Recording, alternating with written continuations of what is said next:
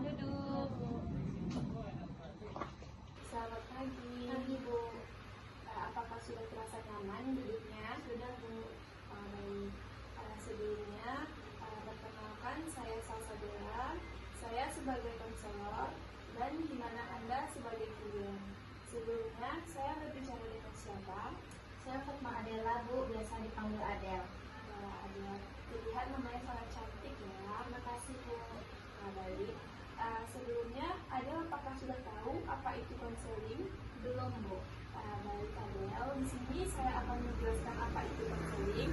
Jadi, konseling adalah proses bantuan profesional yang dilakukan oleh konselor untuk membantu klien memahami diri dan permasalahannya, serta di mana konselor akan membantu klien untuk mencari solusi atas permasalahan yang sedang dihadapi oleh klien.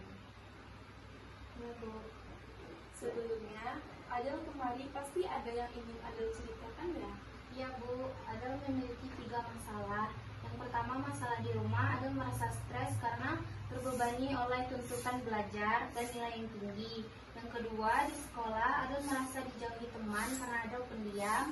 Dan yang ketiga, Adel sulit memahami materi di sekolah.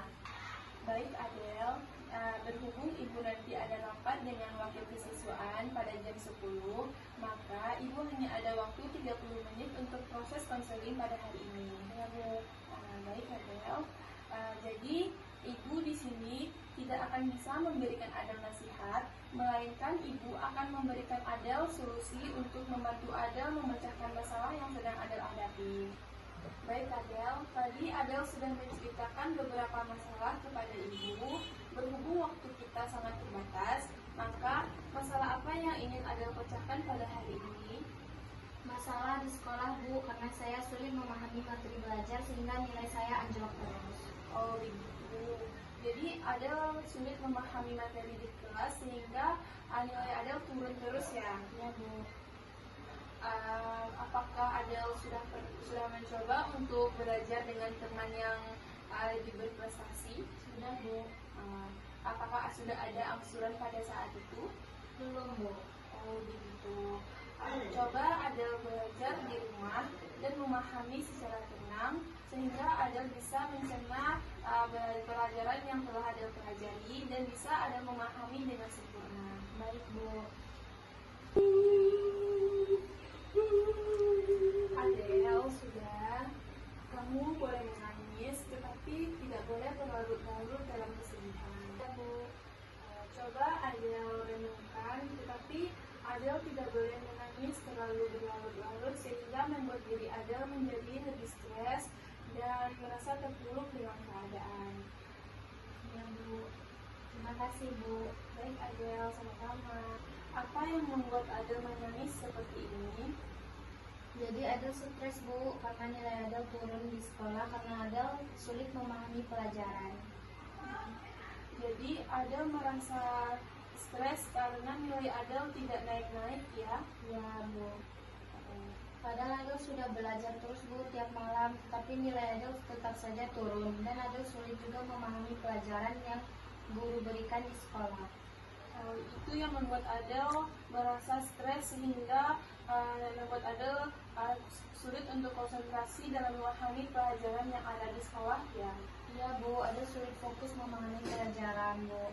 Jadi Adel merasa stres karena sulit untuk memahami materi yang ada di sekolah sehingga Adel merasa nilai Adel tidak naik-naik ya.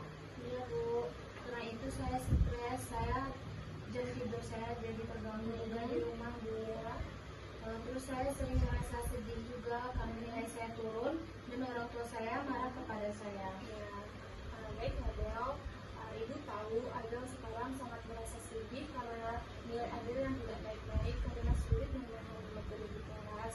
Ibu juga bisa merasakan apa yang Adel rasakan pada saat ini.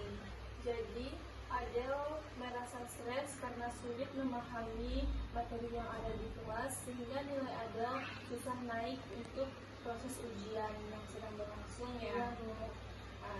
Ibu tahu Adel sangat merasa sedih dan kecewa atas nilai-nilai Adel yang tidak naik untuk saat ini.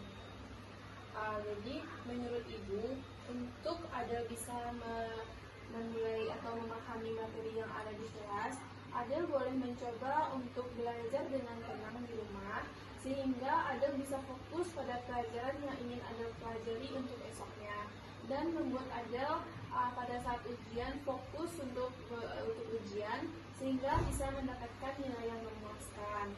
Baik Bu, terima kasih Bu. Adel sudah merasa lega bercerita dengan Ibu? Sudah Bu. Baik, permasalahan Adel pada saat ini adalah sulit untuk memahami materi yang ada di kelas, sehingga membuat Adel kurang konsentrasi pada saat belajar di rumah, dan membuat perasaan Adel menjadi sangat kecewa dan sedih atas usaha yang sudah Adel jalani menjadi sia-sia karena nilai Adel tidak naik. Baik Adel, masalah Adel yang kurang sulit untuk konsentrasi dalam belajar sehingga membuat Adel menjadi stres dan nilai Adel kurang memuaskan pada saat ujian. Di sini Ibu akan memberikan Adel solusi yang dimana Adel harus belajar dengan tenang di rumah sehingga Adel bisa memahami materi yang ada pada buku yang Adel pelajari dan membuat Adel menjadi lebih fokus pada saat ujian berlangsung.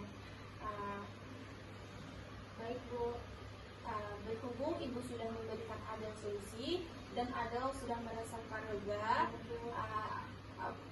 semoga Adel bisa menjalankan atau melaksanakan solusi yang telah Ibu berikan.